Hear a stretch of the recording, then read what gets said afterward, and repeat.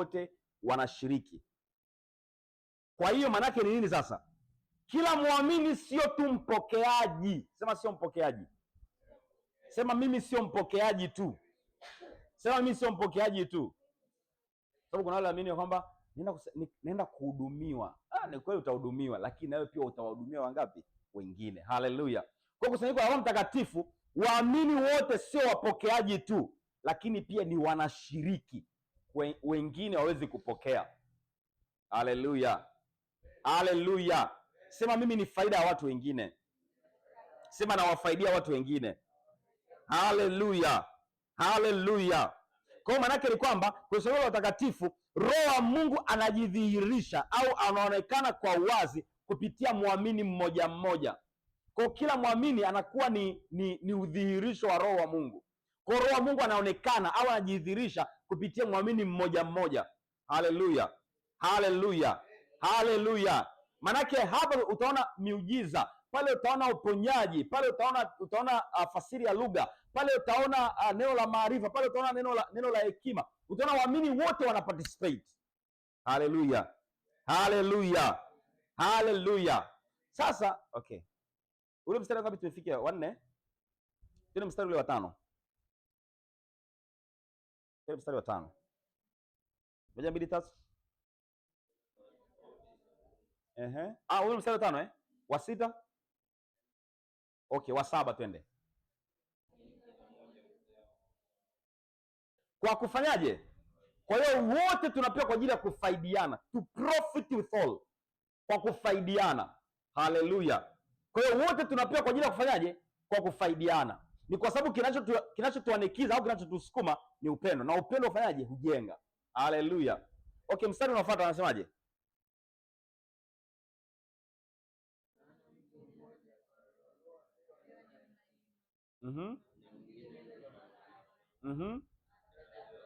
Mstari 7 tulikuwa tumemaliza. Tuanze mstari 8 hapo anasemaje? Neno la hekima.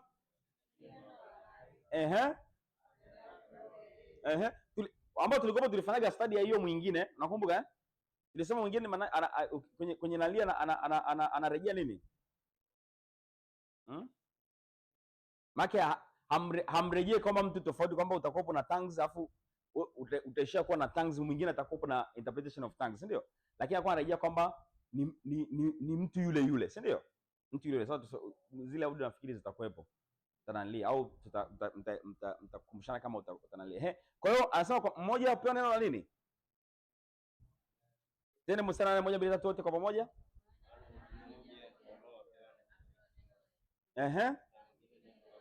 Mwingine la maarifa. Mwingine imani katika roho yule.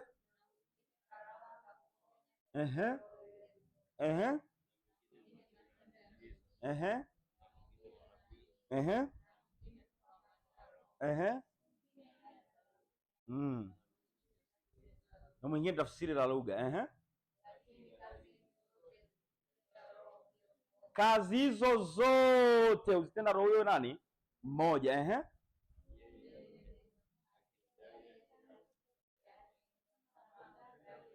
Kwa hiyo tumesoma hapo uone jinsi ambavyo karama zipo. Hapo tunaona ziko ukisoma nazielezea manake ziko 9, si ndio? Ambazo kwenye urahisi tunazigawa katika makundi mangapi? 3, si ndio? Kwamba tunakuwa tuna karama za semi, tunakuwa tuna karama za kuona, tunakuwa tuna karama za nguvu. Haleluya. Karama za semi zinakuwa 3, za nguvu zinakuwa 3, na za kuona zinakuwa ngapi? 3. Kwa hiyo tuna utterance gifts, tuna revelational gifts, afu tuna nini? Power gifts. Sasa kwenye karama za semi, manake hizo utterance gifts kwenye karama za semi zinajumuisha karama ziko karama ngapi? 3. Tuna ya kwanza nini? Kunena kwa lugha. Ya pili kufasiri lugha. Ya 3 toa nabii. Mbona wengine wazungumze? Okay. Kwa kwenye karama za semi manake ndio hiyo, kuna kunena kwa lugha, kuna kufasiri lugha, na kuna nini? Unabii. Kwa nini zinaitwa za semi? Ni kwa sababu ili zioperate zinahusisha nini? Speaking. Zinahusisha kuzungumza, kutamka. Kwa hiyo ninene kwa lugha inabidi nifanyaje? Itamke, si ndio? Ili nifasiri lugha inabidi nifanyaje? Nitamke. Ili niweze kutoa unabii inabidi nifanyaje? Nitamke. Kwa hiyo maana yake karama za semi ni karama ambazo zinahusisha nini? Zinakuwa demonstrated kwa kutumia nini? Kusema. Haleluya, haleluya. Karama za kuona au revelation gift, karama za kuona maana yake kazi yake ni kufunua. Karama za kuona kazi yake ni kufunua au kuonyesha au kutoa taarifa. Karama za ufunuo au karama za kuona kazi yake ni kufunua au kuonyesha au kutoa taarifa, ambazo hizo ndo tuna zile tatu: neno la hekima, neno la maarifa, neno la hekima, neno la maarifa na nini? Kupambanua roho. Haleluya. Kwa hizi karama za ufunuo au karama za kuona zina kazi yake kubwa ni kutuonyesha, kazi yake kubwa ni kutufunulia, kazi yake kubwa ni kutupa taarifa. Maanake ni kwamba ninaweza nikawa hapa nikawa nazungumza na dada hapa, nikawa niko naye nazungumza naye, katika kuzungumza naye nikaona mpaka nyumbani kwao, sawa? Nikaona au jana alikuwa wapi, sioni sasa hivi sawa, au alifanya kitu gani, au kilitokea nini hata miaka 3 nyuma, miaka 10 nyuma. Ndo karama za kwanza zinazofanya kazi. Au kitatokea nini baada ya yeye kutoka hapa. Haleluya, haleluya. Wengine wanasemaga nina machale, sio machale unaona, si ndio? Unaona. Sasa tukija, nafikiri hatukufanyaga study kipekee, lakini tukija kujifunza utaona namna gani una operate hizi karama katika namna ya upendo, kwa sababu hizi karama hazipo kwa ajili ya kumwaibisha mtu, kwa ajili ya kumfanya mtu ajisikie vibaya kwenye somo la utakatifu, kwa sababu kuna mambo hawezi. Kwa mfano hata nikiona vitu sasa hivi hapa, kuna vitu sitaweza kumwambia, vitu ambavyo naweza kusema hadharani hapa ni vile ambavyo vinaweza vikabebeka kwa ajili ya kusudi la kujenga utakatifu, lakini vile ambavyo haviwezi kujenga, vitamwaibisha, siwezi kuvizungumza hadharani. Na mtu yote ambaye atazungumza kitu hadharani kwa ajili ya kumfedhesha mwingine, kumaibisha mwingine, maana yake hatembei katika mwendo wa upendo kwenye hizo karama. Kwa sababu hazipo kwa ajili ya kufanyaje? Hazipo kwa ajili ya show off, hazipo kwa ajili ya kumwaibisha mwingine. Kwa sababu kwa mfano, nikimwambisha sasa hivi huyo hapa, akisikia charismatic camp nyingine hatokuja. Si ndio? Unaweza ukaja, hauwezi ukaja, si ndio? Kwanza anaweza ukamfanya akawa unajua, si ndio? Namna kwa zile zipo kwa ajili ya kutusaidia, zipo kwa ajili ya kutusaidia, lakini hazipo kwa ajili ya kufanya wengine wajisikie vibaya. Tutaangalia pia kwa sehemu. Kwa hiyo karama hizi ziko kwa ajili ya kufunua, kuonyesha, kutoa taarifa. Kutoa taarifa zinakupa information. Haleluya, haleluya, haleluya. Sema ninaona, sema ninaona. Haleluya. Sema macho yangu yanaona. Haleluya, haleluya, haleluya. Yeah. Sasa hayo mambo yote hayo sio kwa watu special. Ni kwa kila nani? Kila mtu. Sema kwa kila mtu. Maanake ni kwamba hata wewe, si ndio? Hata wewe unaweza wakuona. Sema na tutaona. Haleluya. Okay, kwa hiyo karama za kuona lengo lake ni kufanyaje? Kuonyesha, kutoa taarifa na hiyo. Okay. Au nizungumze hivi, niongeze hichi. Kwa mfano hizi karama za kuona au karama zote kwa ujumla, kama ulisema mchana, ya kwamba ukipunguza ule ukano, ukipunguza ule uhali wako wa ubinadamu wako, utakuwa sensitive kwenye utendaji wa hizi karama, sio tu za kuona, lakini zote. Haleluya. Yaani kwa mfano, ufahamu wako, akili yako imebebeshwa vitu vingi mno ambavyo ni vinafanya unakuwa ni ile carnal minded, unakuwa na akili ambayo haiwazi hali yote ya kiungu. Yaani ukikaa kwa mfano, ukikaa kwenye Netflix ni masaa 8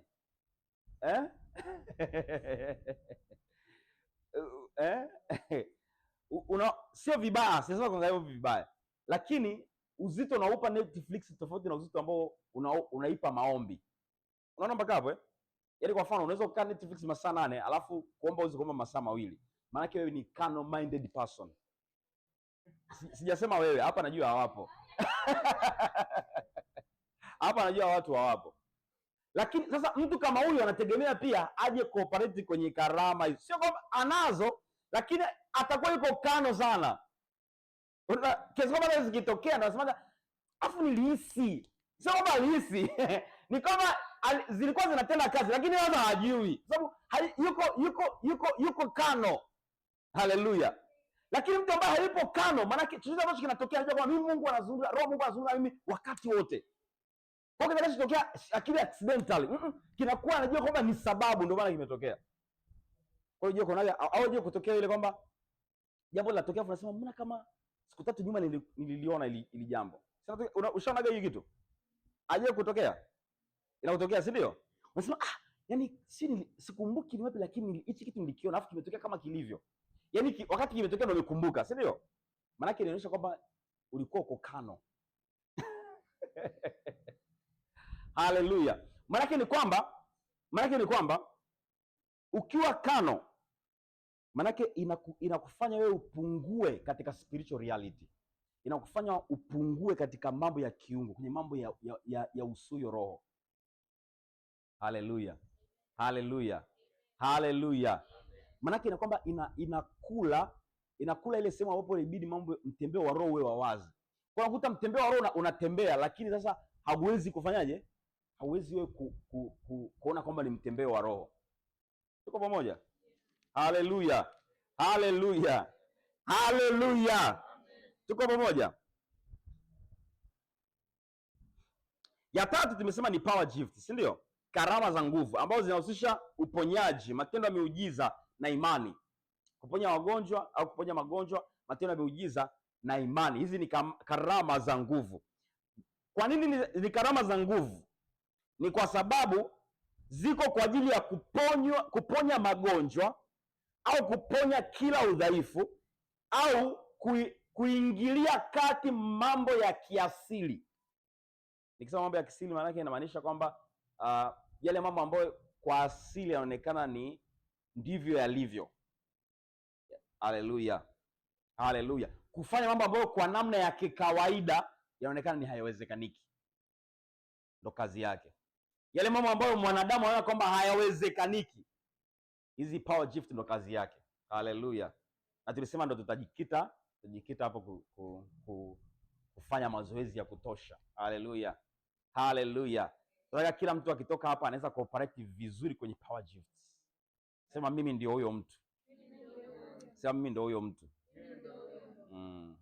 Kwa nini sijaenda revelation gift? Ni kwa sababu najua watu wangeanza kufanyaje kuchungulia maisha ya watu. Hamna bana ndugu zangu, nimetania tu hiyo, lakini you have to know, si ndio? Lazima ujue. Nafikiri tukipata nafasi kampuni nyingine lazima itakuwa ni hiyo. Tukipata nafasi miongoni mwetu itakuwa ni hiyo. Lakini kwa sasa hivi tutaoperate kwenye power gift. Kwa maana yake kazi yake ni kufanyaje? Kuponya magonjwa, kila aina udhaifu na kuingilia kati mambo ambayo kwa namna ya kiasili au kuingilia kati mambo ya kiasili, mambo ambayo yanaonekana kwa namna ya kawaida hayawezekani. Maana yake kama muamini anapaswa kuwa vulnerable, anapaswa kuwa mwepesi kwenye kuitikia kwenye miujiza bila kuwa na wasiwasi. Anapaswa kuwa mwepesi kwenye kuitikia kwenye kuponya magonjwa bila kuwa na wasiwasi, kwa sababu ni uwezo ambao upo ndani yake. Sababu hizi karama ni uwezo, ability ambazo zipo ndani yetu. Kwa hiyo mimi sipati mashaka katika kuponya magonjwa. Sipati hofu katika kufanya miujiza kwa sababu ni mambo ambayo ninayo, ni uwezo ambao upo ndani yangu. Ni uwezo ambao umewekwa ndani yangu. Haleluya. Haleluya. Kwa hiyo sasa hizo karama zote ambazo tumeziainisha hapo zinatenda kazi ndani yako na zinaonekana kupitia wewe. Haleluya. Haleluya. Kwa maana yake tunapokutanika ujue kwamba nina wajibu wa cooperate kwenye hizi karama zote. Haleluya. Kwa maana yake hiyo ndio inayompelekea muamini athamini kila aina ya kusanyiko ambalo anakutana nalo. Kwa hiyo sasa makusanyiko ya Roho Mtakatifu ni makusanyiko ambayo yanabadilisha maisha. Ni makutaniko ambayo yanabadilisha maisha ya watu. Kwa sababu ukiangalia zote hizi zinaingilia kati maisha ya mtu mmoja mmoja, si ndio? Kwa hiyo ni makusanyiko ambayo yanabadilisha maisha ya watu au yanajenga watu. Na utagundua hii inapelekea kwamba kuona kwamba Mungu hatoacha kutumia watu. Mungu hatoacha kutumia watu. Kwa hiyo sije ukadhani kwamba siku zote kwamba kitu pekee unachokihitaji ni wewe na Mungu. Mungu atakwambia atakurudisha kwa watu. Haleluya. Kwa mtu anasema mimi nachahitaji ni mimi tu. Kuna wale wanasema mimi ni mimi, sihitaji mtu mwingine. Maisha ni yangu. Anamsema maisha ni yangu. Maisha ni ya kwako kweli, lakini sio kwako, ni kwa ajili ya watu wengine. Haleluya. Haleluya. Haleluya. Haleluya. Kwa hiyo maana sasa tunapokutanika pamoja, ninakuwa intentional kuhusiana na kwamba nina operate kwenye karama. Ndugu wengine wana operate kwenye karama, ninanufaika nao wananufaika na mimi. Haleluya. Haleluya. Haleluya. Ndio tulisema asubuhi, umejiandaje na camp? Umejiandaa vipi? Uko na tamanio gani? Kwa sababu hata mimi binafsi niko tayari kupokea kutoka kwa ndugu wengine. Nipo tayari kupokea kutoka kwa ndugu, kwa sababu najua ninanufaika na kusanyiko. Haleluya. Haleluya. Haleluya. Kwa hiyo kusanyiko lililopita kipindi kile, kuna ndugu mmoja alinifuata akaniuliza swali, akaniambia, mwalimu, inakuwaje sasa? Umefundisha, umetuhudumia, mbona nawe tena umewekewa mikono, umehudumia na wewe? Kwamba mimi mwenyewe sitahitaji kuhudumia, nahitaji ndio mimi nikija kwenye kusanyiko ninafanya juhudi kwenye kujiandaa. Sio kujiandaa kwamba niandae notes. No. Notes hata zingine kicho kujiandaa. Najiandaa na kusanyiko kwamba naenda kunufaika. Najua naenda kunufaika na kusanyiko. Ndio maana asubuhi nilikwambia kwamba kuna namna ambavyo unaweza kaenda kusanyiko kabla kuapia kwenye kusanyiko, si ndio? Kwa mimi kuna namna yangu ambavyo nimeliandaa kusanyiko na nimeliona kusanyiko litakuwa na namna hii. Haleluya. Haleluya. Kwa nategemea kwamba mambo haya yatokee kwenye kusanyiko. Hata wewe unapaswa kuwa hivyo baba, kabla hujaje kwenye kusanyiko, umeshaliona kusanyiko, umelipanga kusanyiko liwaje. Haleluya. Hiyo inaweza kumfanya kwamba aliyejiandaa kuja kupresent speech au kuja kupresent mahubiri yake ukampeleka kule ambapo yanataka. Unajua namna hiyo? Hii inabidi siwafundishe hii. Namna ambavyo unaweza ukatega mtego wa kumtrap anayehubiri akatimiza tamanio la moyo wako. Utakusikia hiyo? Haleluya. Lakini sasa hii inawezekana. Haleluya. Haleluya. Haleluya. Tuko pamoja? Mwangalie jirani yako. Mwangalie jirani yako. Hakikisha kwamba ana rejoice kwa dakika moja. Hakikisha kwamba ana rejoice. Hakikisha kwamba ana rejoice. Hakikisha kwamba ana rejoice. Hakikisha kwamba ana rejoice. Hakikisha kwamba ana rejoice. Sekunde 30. Hakikisha kwamba ana rejoice.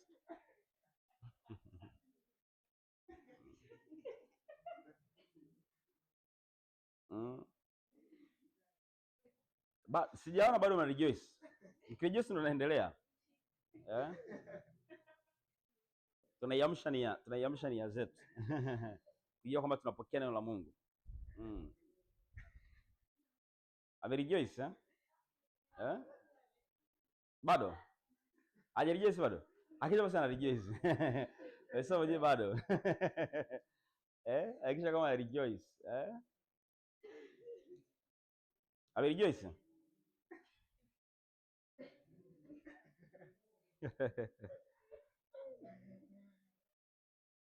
Okay, tuendelee sasa. Kwa hiyo camp meeting ndio Holy Ghost meeting. Kwa hiyo hii meeting tuliona sasa hivi ndio Holy Ghost meeting. Haleluya. Kwa maana yake mambo tumeyazungumza hapo, tegemea afanyaje yaonekane kwenye hii meeting tulionayo. Haleluya. Haleluya. Haleluya. Kwa maana yake camp meeting maana yake nini? Hii camp tulionayo maana yake ni mahali ambapo karama za roho, hii inafanya sasa samari ya jumla. Ni mahali ambapo karama za roho zinaonekana kwa uwazi, zina operate kwa uwazi. Karama za roho zinafunuliwa kwa uwazi. Haleluya. Ni mahali ambapo sasa ya kwamba unapata nafasi ya kuweza kupokea na kuwafaidia wengine karama za roho. Haleluya. Unapokea kwa wengine na wewe pia unawafaidia wengine.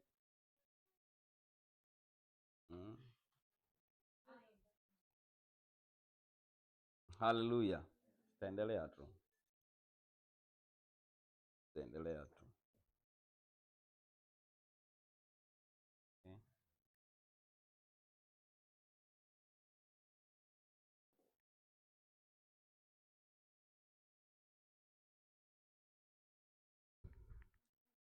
Tuendelee.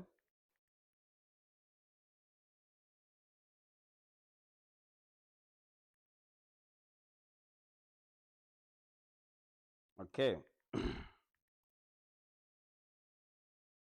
Kwa hiyo camp meeting ni mahali ambapo karama za Roho zinafanya kazi katikati yetu. Kwa hiyo maana yake ni kwamba ni mahali ambapo Roho wa Mungu anafunuliwa kwa uwazi, na Roho wa Mungu anajifunua kuonyesha kile ambacho anafanya katika ulimwengu. Roho wa Mungu anajifunua kuonyesha kile ambacho anafanya katika ulimwengu.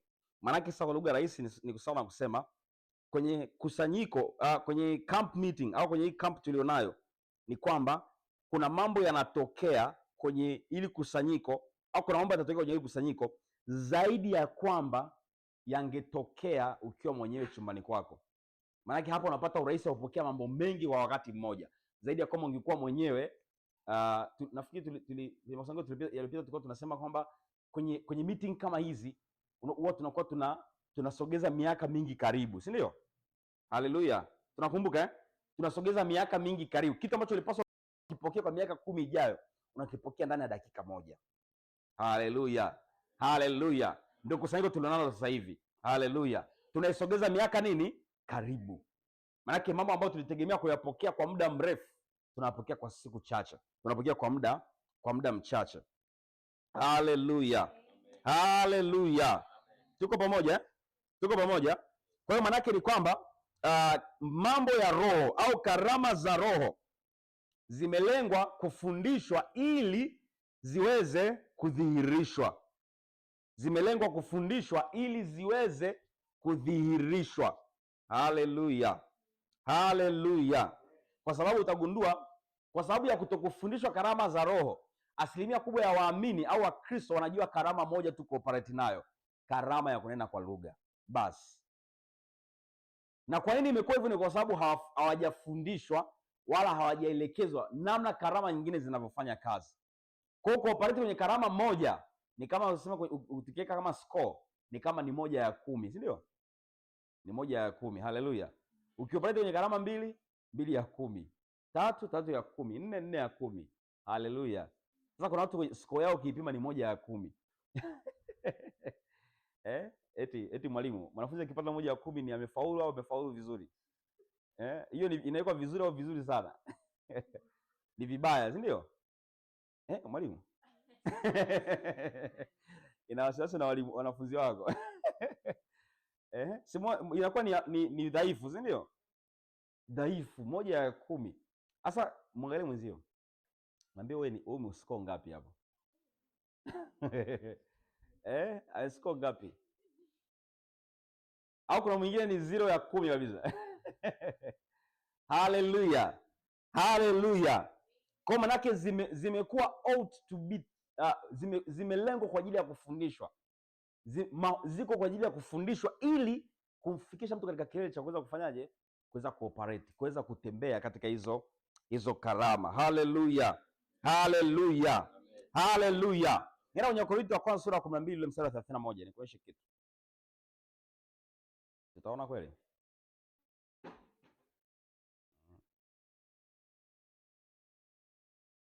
Umefika? Wakorintho wa kwanza sura ya 12, nenda pale mstari wa 31 pale. Tena 1, 2, 3.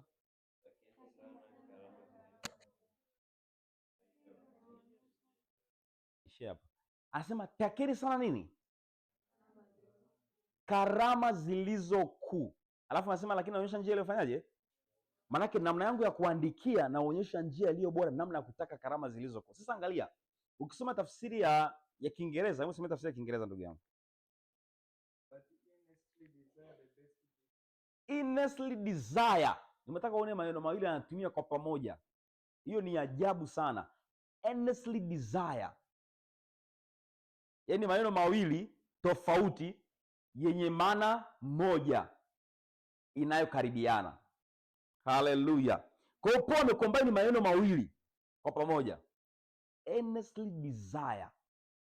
Takeni sana. Sio kutaka tu sana, kwa sababu kitendo cha kutaka tayari ni ilitosha kujielezea, lakini anasema takeni sana.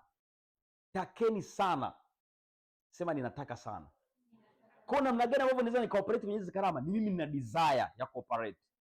Unajua hizi karama unazo ndani mwako, kama hauna tamanio, maanake zitabaki tu dormant. Unazo lakini hazioperate. Kwa anasema naonyesha njia iliyo bora ya kufanya, nitakeni sana. Takeni sana. Haleluya. Kwa njia ya kwanza ya kuweza kumsaidia mtu kupata urahisi kwenye karama za Roho ni yeye kutaka sana. Haleluya. Haleluya. Wangapi wanataka sana? Haleluya. Ya kwamba inaoperate kwenye tongues vizuri, inaoperate kwenye prophecy vizuri, inaoperate kwenye healing vizuri, inaoperate kwenye miracles. Haleluya. Urahisi ule ambao ninaona katika kunena kwa lugha ndio urahisi wa kufanya miujiza. Haleluya. Haleluya. Sema nataka sana. Sema nataka sana. Haleluya.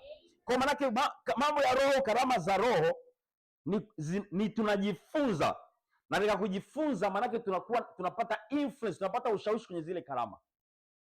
Kwa lengo la kukaa na wewe kujifunza ni kwa ajili ya sisi kutengeneza shauku. Kwanza kuzifahamu, kuzijua zinavyoparate, then kutengeneza shauku ya kwamba ninataka nioperate kwenye hizi karama.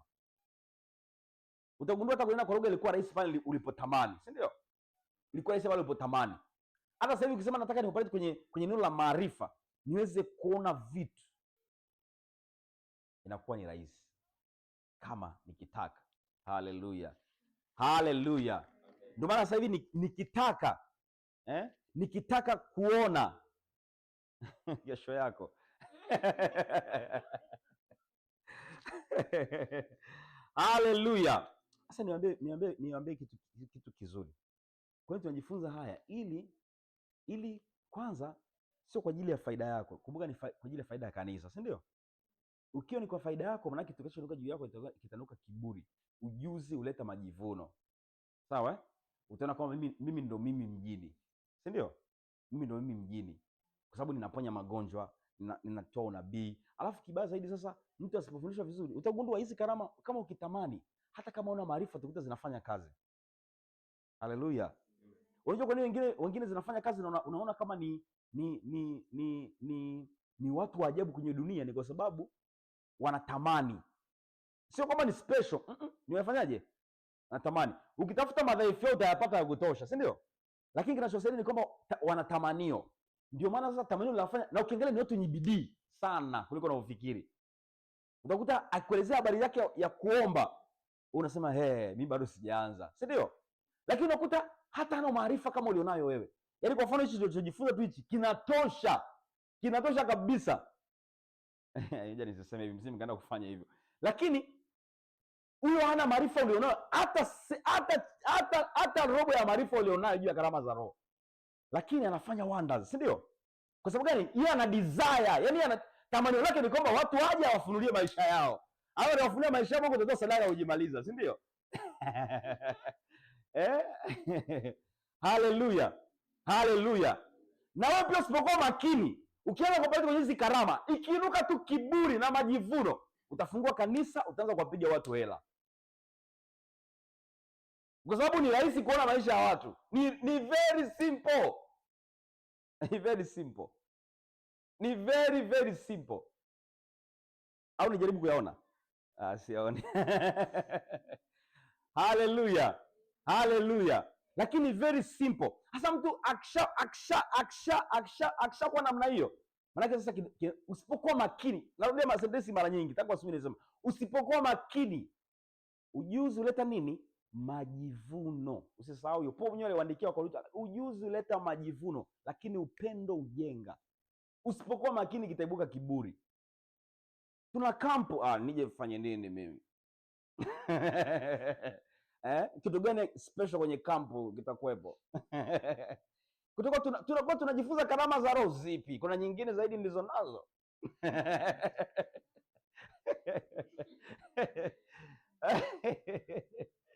Haleluya. Alafu kibao ngute sasa sio sawa na desire ile.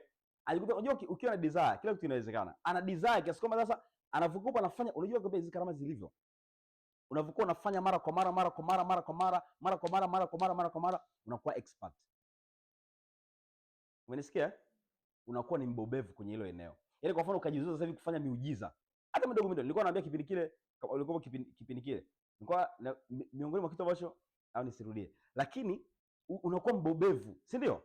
Unakuwa mbobevu kiasi kwamba hata ukiamsha usingizini utafanya tu bila hata kufunga saba kavu, utafanya tu, sababu ni kitu ambacho kimekuwa ni kama body makeup yako. Sio, umeelewa? Ni kitu ambacho hakiondoki ndani mwako kwa namna yoyote ile. Kwa hiyo unaweza kufanya wakati wote, muda wowote, mahali kokote. Kwa hiyo usipokosa makini ndio itanuka sasa majivuno yale. Sasa nilikuwa nataka kusemaje? Ule sasa ndo umeshakuwa mbobevu kiasi hicho, labda kwenye eneo la miujiza, alafu mchungaji wako hajajizoeza kwenye eneo la miujiza. Unaweza kuona mchungaji amepungua. Unasema mchungaji pale, kuna mchungaji pale. Mimi nafufua wafu kuliko yeye. Alafu mchungaji anakupigia simu, anambia mtumishi wa Mungu, uje basi, kuna kampo mwezi wa 7. Kwa kweli mimi siwezi kuja. Anayehudumu ni nani kwanza?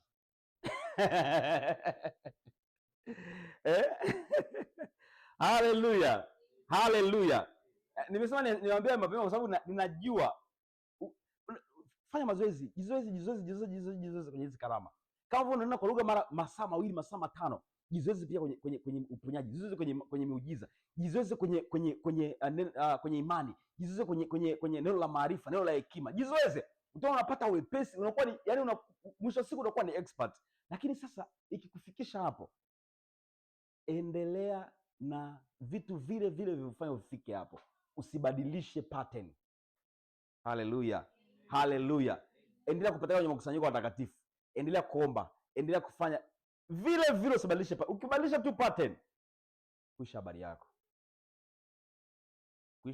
yako. Haleluya. Haleluya. Simona mnaanza kunitoa mimi nianze huko Watu tunasema nataka tuangalie vitu vichache. Kwa hiyo sasa tumesema hivi ya kwamba zote hizi ni kwa ajili ya kutusaidia kama kanisa. Haleluya. Haleluya. Haleluya. Ndo kama vile ambavyo mtu anasema nataka nijifunze namna ambavyo naweza nikawasaidia watu kunena kwa lugha. Sinanena kwa lugha mimi, na wasaidia wengine kunena kwa lugha. Hapo ndo umeminister karama za Roho. Maana umetoa kwa kile ambacho kina operate ndani mwako, na mwingine aanze kuoperate kwenye kile. Haleluya. Haleluya. Haleluya. Ninafanya miujiza, namsaidia mwingine aweze kuoperate kwenye miujiza. Ninampa urahisi. Nampa urahisi. Na kauli ni zile zile. Nampa urahisi. Tutaangalia mbele. Kwa hiyo upo kwa ajili ya kumfaidia mtu mwingine. Haleluya. Haleluya. Haleluya. Tuko pamoja. Lakini tumesema mpaka ufikia tu wewe manake upunguze kuwa nani? Kwa carnal minded, si ndio? Upunguze ile hali yako ya ubinadamu, si ndio? Hali yako ile ya uasili ulionayo. Haleluya. Haleluya. Ili kusudi kwamba